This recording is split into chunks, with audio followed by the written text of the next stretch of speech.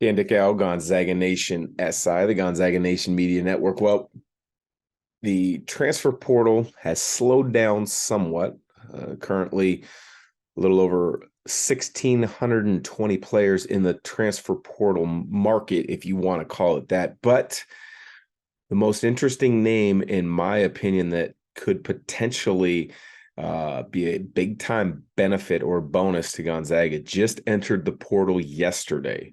His name's Grant Nelson. He's a 4'5", a big who's got tremendous perimeter skills from North Dakota State. I've seen him listed anywhere from 6'10" to 7 foot. I saw stretches of a game earlier this season on ESPN, and I was shocked that a player at his size had the skill set and the fluidity playing in the Summit League. You know, obviously, a lot of times bigs can be late bloomers. Many times if they're from a small town or city in the Midwest, you can kind of go under the radar, which I think is what the case is for Grant. He's from a small town in the Dakotas and didn't have a ton of recruitment. North Dakota State, he's played there now for 3 years. Freshman year averaged about 6, sophomore year a little over 11. This past season, 17.9 points a game, 9.5 rebounds, nearly 2 blocks a game, 52% from the field, 27% from three, where he made almost a three a game. But when you watch him play at his size and his skill set, you get excited because he is unbelievably talented.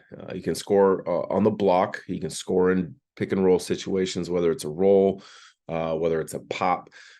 He can hit trail threes. He can put the ball on the deck and create for himself. He can get out in transition and score because he's a good athlete getting up and down the floor. I was really impressed. And when I saw his name came across the transfer portal, I think he's primed to be a big time transfer candidate for a lot of schools. Obviously, you know, I don't know if Gonzaga has reached out yet. I would imagine they're going to. I would hope they would. Kentucky is already rumored to be in the mix. He is, though, in the NBA draft early entry list. I would expect him to go through the process. I have seen a mock draft or two that has him going in the second round, but that doesn't mean anything if he thinks it's a better fit to go to a higher profile college program where he's really going to have eyes on him consistently throughout the college season to show what he can do. You know, when you look at out of the Summit League, you know, who do they play? Well, Oral Roberts has been a tremendous team in that league over the last couple of years. They had a run in the NCAA tournament a few years back. Denver, Omaha, schools like that are in the Summit League. North Dakota State, South Dakota State have been in the tournament in recent years. Gonzaga actually played North Dakota State a few years back. I believe that game was in Seattle, if I remember correctly. And he dominated throughout the course of the year.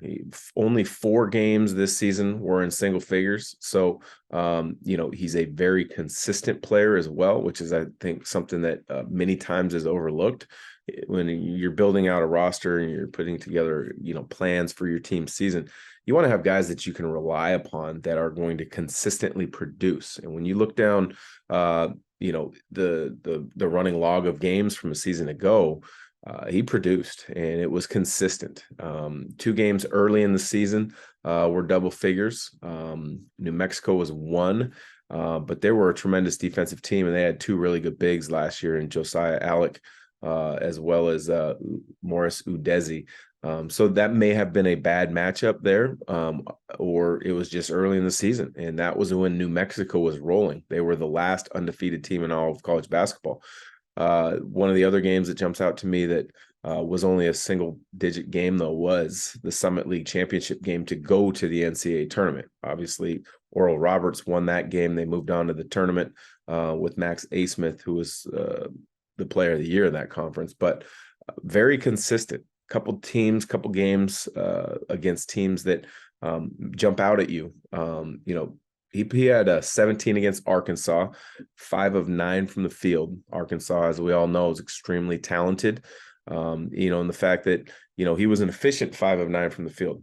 Coach Musselman does a great job. I'm sure he took away all options and made life difficult to get those 9 shots, but 17 points against Arkansas. They also played Kansas this past season. Numbers didn't jump out off the page at you, but 11 points against Kansas, a common opponent for Gonzaga. North Dakota State played Pacific a season ago, and he had 19 points, 12 rebounds, 4 block shots. So, Grant Nelson, I think now that he is in the transfer portal, I think he becomes a priority target for Gonzaga, even though he is going through the NBA pre-draft process. So we'll be back with much more insight, much more ideas, thoughts on players that are in the NBA pre-draft process, as well as updating you with how the roster continues to shake up.